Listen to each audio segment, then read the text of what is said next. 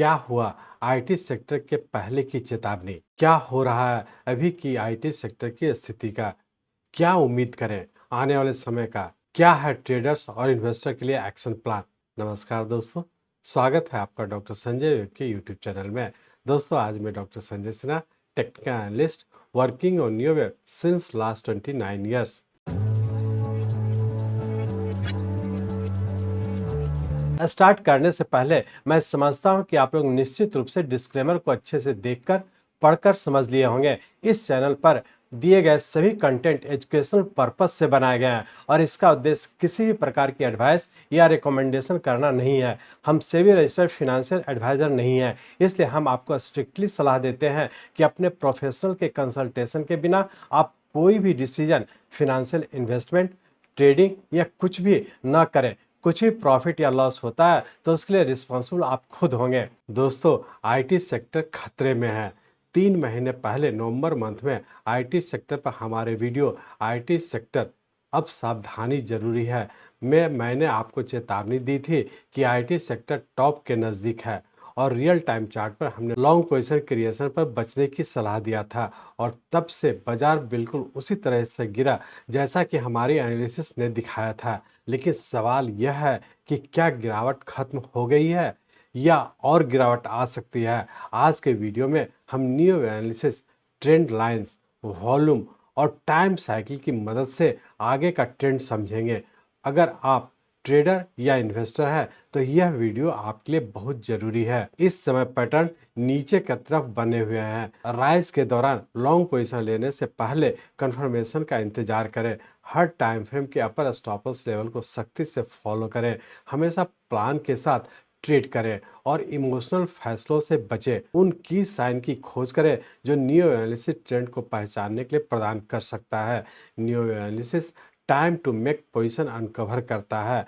IT sector live chart analysis का step by step breakup and interpretation देखें। दोस्तों, याद रखिए, पेशेंस ही स्मार्ट ट्रेड और इन्वेस्टमेंट की कुंजी है। इसका आंसर वेब थ्योरी को सभी लेवल्स पर एक्यूरेटली अप्लाई किया जाना और सभी डिग्री के वेब स्ट्रक्चर को सही ढंग से लेवल किया जाना है। इस कमिंग फ्राइडे के बुलेटिन में हम आईटी सेक्टर के सभी इंपॉर्टेंट स्टॉक्स का एनालिसिस करेंगे, जिससे आप जान जाएंगे कि आईटी सेक्टर के कौन से स्टॉक आईटी सेक्टर के ट्रेंड के साथ चल रहे हैं और कौन से स्टॉक्स आईटी सेक्टर के ट्रेंड के अगेंस्ट चल रहे हैं। दोस्तों, मार्केट में आगे रहने के लिए अपने IT sector investment and trades में न्यू एनालिसिस को इंटीग्रेट करें। तो चलिए सही समय चुनकर और अधिक लाभ प्राप्त करने और इन सभी चीज़ों को समझने के लिए हम लोग चलते हैं आईटी सेक्टर के रियल टाइम चार्ट पर। ये आईटी सेक्टर का मंथली चार्ट है। इस मंथली चार्ट में हम लोग देख रहे हैं कि हमारे पास जो डाटा है 2003 से है और इस डाटा के तहत हम लोग देख रहे हैं कि फरवरी 2007 में हम लोग का एक इम्पल्स वेव बना जो कि फर्स्ट वेव कंप्लीट करके और इसका फरवरी 2007 के बाद हम लोग का करेक्शन में इंटर किया, जिसके तहत हम लोग यहाँ पे देख रहे हैं कि मार्च 2009 में हम लोग का करेक्शन पूरा करके पुनः फिर से एक राइजिंग ट्रेंड में इंटर कर चुका। अब यहाँ पे हम लोग कह सकते हैं कि फरवरी 2007 में हम लोग का फर्स्ट वेव कंप्लीट किया और उसके बाद करेक्शन के तहत सेकंड वेव हम लोग का 2009 में कंप्लीट करने का पुनः थर्ड वेव के फॉर में ऊपर कंटिन्यू कर चुके। इस थर्ड वेव के सबऑर्डिनेट वेव के तहत भी हम लोग देख रहे हैं कि ऊपर का 1, 2, 3, 4 और 5 वेव, उससे बड़े टाइम फ्रेम का हमारा थर्ड वेव कंप्लीट किया जो कि सितंबर 2018 में कंप्लीट किया। इस तरह से हम लोग कह सकते हैं कि थर्ड वेव हम लोग का मार्च 2009 से लेकर के सितंबर 2018 तक का थर्ड वेव का फॉर्मेशन हुआ, जिसमें कि रफली हम लोग का 9 ईयर्स का टाइम लगा और उसका सितंबर 2018 से लेकर के मार्च 2020 में कोविड के टाइम में हम लोग का फिर से एक करेक्शन कंप्लीट किया जो कि फोर्थ वेव कंप्लीट किया। यहाँ पे हम लोग देख पा रहे हैं कि 2-4 ट्रेंड लाइन ड्रॉ कर रहा है तो इसी पॉइंट को टच कर रहा है, तो ये हमारा फोर्थ वेव कंप्लीट किया और पुनः यहाँ से हम लोग फिफ्थ वेव के फॉर्म में ऊपर कंटिन्यू कर चुके।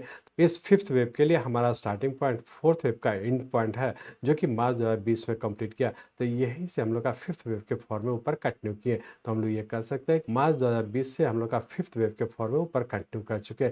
इस तरह से हम लोग कह सकते हैं कि जब से आईटी सेक्टर स्टार्ट हुआ तब से हम लोग का फर्स्ट वेव कंप्लीट किया फरवरी 2007 में, जबकि सेकेंड वेव कंप्लीट किया हमारा मार्च 2009 में, और उसका पुनः यहाँ से थर्ड वेव के फॉर्म में सितंबर 2018 में हम लोग का थर्ड वेव कंप्लीट किया, और सितंबर 2018 से लेकर के मार्च 2020 में हमारा फोर्थ वेव कंप्लीट किया, और मार्च 2020 से हम लोग का पुनः फिफ्थ वेव के फॉर्म में ऊपर कंटिन्यू कर चुके हैं।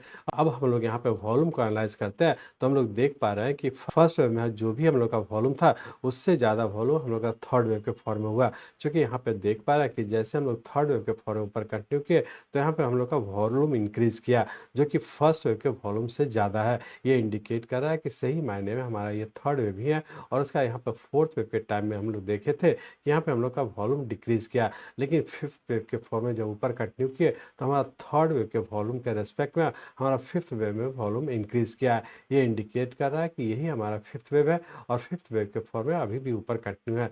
लेकिन अब यहाँ पे हम लोग देख पा रहे हैं मात्र 3-4 महीने से जब नीचे की ओर कंटिन्यू किया तो यहाँ पे वॉल्यूम डिक्रीज किया। इस तरह से हम लोग देख रहे हैं पूरे इम्पल्स को हम लोग का वॉल्यूम सपोर्ट कर रहा है, जो इंडिकेट कर रहा है कि फर्स्ट वेव के रेस्पेक्ट में हमारा थर्ड वेव में वॉल्यूम इंक्रीज किया, जबकि फिफ्थ वेव में हम लोग का वॉल्यूम थर्ड वेव के रेस्पेक्ट में और इंक्रीज किया। ये इंडिकेट कर रहा है कि सही मायने हमारा ये फर्स्ट, सेकेंड, थर्ड, फोर्थ और फिफ्थ वेव के फॉर्म में हम लोग ऊपर कंटिन्यू है। अब हम लोग ट्रेंड लाइन को फॉलो करते हैं तो हम लोग यहाँ पे देख पा रहे हैं कि इस फर्स्ट वेव का 0 पॉइंट नीचे कहीं ना कहीं है, तो यहाँ से हम लोग का 0 to ट्रेंड लाइन ये वाला पॉइंट हो गया, जबकि 2-4 ट्रेंड लाइन हमारा ये वाला पॉइंट है, जो कि ट्रेंड लाइन को फॉलो करते हम लोग आगे की ओर कंटिन्यू रखे हुए हैं। अब हम लोग ये एनालाइज करने की कोशिश करेंगे कि मार्च 2020 का जब ऊपर की ओर फिफ्थ वेव के फॉर्म में ऊपर कंटिन्यू किया तो इसका सबऑर्डिनेट वेव किस पैटर्न में है और आने वाले समय क्या होने की संभावना है। तो इसके लिए हम लोग इस मंथली चार्ट को कन्वर्ट करते हैं वीकली चार्ट में। यहाँ पे हम लोग वीकली चार्ट में आ चुके हैं। इस वीकली चार्ट में हम लोग देख रहे हैं कि मार्च 2020 में हम लोग का करेक्शन का फोर्थ वेव कंप्लीट किया, और यही करेक्शन का फोर्थ वेव का एंड पॉइंट इस फिफ्थ वेव के लिए हमारा स्टार्टिंग पॉइंट है, जो कि 0 पॉइंट है। अब यहाँ से जब ऊपर की ओर कंटिन्यू किए तो जिसके तहत ऊपर का 1, 2, 3, 4 और 5 वेव जो कि जनवरी 2022 में कंप्लीट किया, जिसमें कि रफली हम लोग का 2 इयर्स का टाइम लगा, और उसका यहाँ से हम लोग पुनः करेक्शन पे इंटर कर चुके हैं। अब इस करेक्शन के तहत भी हम लोग देख रहे हैं कि जनवरी 2022 से लेकर के जब नीचे करेक्शन में इंटर किया, जिसके तहत नीचे का ए और ये करेक्टिव बी और सी वेव इस पॉइंट पे कंप्लीट किया, और पुनः यहाँ से हम लोग फिर से ऊपर की ओर कंटिन्यू कर चुके हैं। इस तरह से हम लोग कह सकते हैं कि फिफ्थ वेव का स्टार्टिंग पॉइंट जो कि 0 पॉइंट ये वाला पॉइंट है, यहाँ से जब हम लोग ट्रेंड लाइन ड्रॉ करते इस करेक्शन का एंड पॉइंट इस पॉइंट को टच करते हुए ऊपर की ओर कंटिन्यू किया। ये यहाँ पे इंपॉर्टेंट ये है कि फिफ्थ वेव के बाद जब करेक्शन में इंटर किया तो यहाँ पे फ्लैट पैटर्न का फॉर्मेशन हुआ, जिसके तहत सी वेव फेलियर हो गया, जो कि हमारा सिक्स वेव है, और पुनः फिर से हम लोग यहाँ से राइजिंग ट्रेंड में इंटर कर चुके हैं। यहाँ पर सिर्फ ध्यान रखें कि 4-6 ट्रेंड लाइन को जब ड्रॉ करें तो यहाँ पे देख रहे हैं कि पहली बार यहाँ से हम लोग का ऊपर पूरा करके नीचे इस ट्रेंड लाइन को ब्रेक किया। ये इंडिकेट कर रहा है कि मार्च 2020 का जब ऊपर की ओर कंटिन्यू किए और उसका पहली बार है जो कि 4-6 ट्रेंड लाइन को हमारा ये ब्रेक कर रहा है। ये इंडिकेट कर रहा है कि यहाँ से जो राइज हुआ इसके पूरे के करेक्शन में इंटर हो जाने की संभावना है, तो इस चीज़ को ध्यान रखेंगे। यहाँ पे वॉल्यूम को भी यदि एनालाइज कर रहे हैं तो यहाँ पे देख रहे हैं कि जब फोर्थ वेव के बाद फिफ्थ वेव के फॉर्म में ऊपर कंटिन्यू किए थे तो यहाँ पे देख पा रहे हैं कि जैसे जैसे हम लोग का इम्पल्स वेव में ऊपर कंटिन्यू किए थे यहाँ पे हम लोग का वॉल्यूम इंक्रीज कर रहा है, जबकि फिफ्थ वेव के बाद जब सिक्स वेव के फॉर्म में नीचे आया तो यहाँ पे हम लोग का वॉल्यूम डिक्रीज कर रहा है। ये इंडिकेट कर रहा है कि हम लोग का ये सही मायने सिक्स वेव का करेक्शन का पार्ट है, जिसके तहत हम लोग का वॉल्यूम डिक्रीज किया। लेकिन उसके बाद फिर सिक्स वेव के बाद जब पुनः हम लोग फिर से ऊपर कंटिन्यू किए तो यहाँ भी हम लोग का फिर से वॉल्यूम इंक्रीज कर रहा है, और उसका जैसे ही हम लोग का फिर से नीचे की ओर कंटिन्यू किए तो यहाँ पे हम लोग का वॉल्यूम डिक्रीज कर रहा है। ये इंडिकेट कर रहा है कि यहाँ पे हम लोग का इम्पल्स और करेक्शन वॉल्यूम सपोर्ट करते हुए आगे की ओर कंटिन्यू रखे हुए हैं। अब हम लोग ये देखने का कोशिश करेंगे कि यहाँ पे करेक्शन सिक्स वेव पूरा करके फिर से जब ऊपर की ओर कंटिन्यू किया तो इसका सबऑर्डिनेट वेव किस पैटर्न में है और आने वाले समय क्या होने की संभावना है। तो इसके लिए हम लोग इस वीकली चार्ट को कन्वर्ट करते हैं डेली चार्ट में। यहाँ पे हम लोग डेली चार्ट में आ चुके हैं। इस डेली चार्ट में हम लोग देख रहे हैं कि यहाँ पे हम लोग का 4 जून 2024 को हम लोग का करेक्टिव सिक्स वेव पूरा करके और उसका यहाँ से हम लोग ऊपर की ओर कंटिन्यू किए, जिसके तहत सेवंथ वेव हमारा इस पॉइंट पे कंप्लीट किया, जिसमें कि रफली हम लोग का 3 मंथ्स का टाइम लगा, और उसका यहाँ पे करेक्शन जो कि एक फ्लैट पैटर्न के फॉर्म में करेक्शन इस पॉइंट पे पूरा किया, जो कि एट्थ वेव के फॉर्म में कंप्लीट किया, और पुनः हम लोग यहाँ से फिर से नाइन्थ वेव के फॉर्म में ऊपर कंटिन्यू किए, जिसके तहत ऊपर का 1, 2, 3, फोर्थ और फिफ्थ वेव जो कि 13 दिसंबर 2024 को कंप्लीट किया। जैसा कि आप लोग को पिछले यूट्यूब चैनल पे डिस्कस किए थे कि हम लोग का यहाँ पे इम्पल्स वेव कहीं ना कहीं पूरा होने की संभावना है, जिसके तहत आप लोग से अलर्ट किए थे कि लॉन्ग टर्म का भी हम लोग का यहाँ पे पूरा होने की संभावना। और उसी टाइम आप लोग से ये भी डिस्कस किए थे कि अब हम लोग का यहाँ पे या तो लॉन्ग टर्म का लॉन्ग पोजिशन बना तो एग्जिट हो जाए, क्योंकि यहाँ से पुनः हम लोग का फिर से करेक्शन में इंटर होने की संभावना था। और एग्जैक्टली हम लोग देखे कि यहाँ पे 8th वेव के बाद 9th वेव के फॉर्म में जब ऊपर कंप्लीट किया और उसका जब यहाँ पे हम लोग का नीचे का पैटर्न कंफर्म किया तो पुनः हम लोग उससे बड़े टाइम फ्रेम के करेक्शन में इंटर कर चुके। तो जैसा कि आप लोग को पिछले यूट्यूब चैनल पर डिस्कस किए थे, जिसे कि आप लोग हमारे यूट्यूब चैनल पर प्ले लिस्ट में जा करके इसे आप लोग देख सकते हैं कि पिछले बुलेटिन में हम लोग किस तरह से डिस्कस किए थे और आने वाले समय क्या होने की संभावना था, और एग्जैक्टली उसी तरीके से मूव करते हुए नीचे की ओर कंटिन्यू किया। अब हम लोग यहाँ पे देख पा रहे हैं कि यहाँ पे हम लोग का एक इम्पल्स वेव कंप्लीट करने का पहली बार हम लोग का वेरी शॉर्ट टर्म का पैटर्न कंफर्म किया था, जो कि इस पॉइंट पे कंप्लीट किया था। उसका पुनः हम लोग यहाँ से नीचे के करेक्शन में इंटर कर चुके, जिसके तहत नीचे का ए बी और सी वेव इस पॉइंट पे पूरा करके पुनः नेक्स्ट हम लोग करेक्टिव राइज एक्स वेव बना करके पुनः फिर से हम लोग नीचे की ओर कंटिन्यू कर चुके। अब हम लोग यहाँ पे ये कह सकते हैं कि दिसंबर 2024 से हम लोग का नीचे करेक्शन में इंटर कर चुका है। इस तरह से हम लोग कह सकते हैं कि 2020 से जब ऊपर की ओर कंटिन्यू किया, जिसके तहत इम्पल्स वेव हम लोग का 5+4 के फॉर्म में इस पॉइंट पे पूरा किया।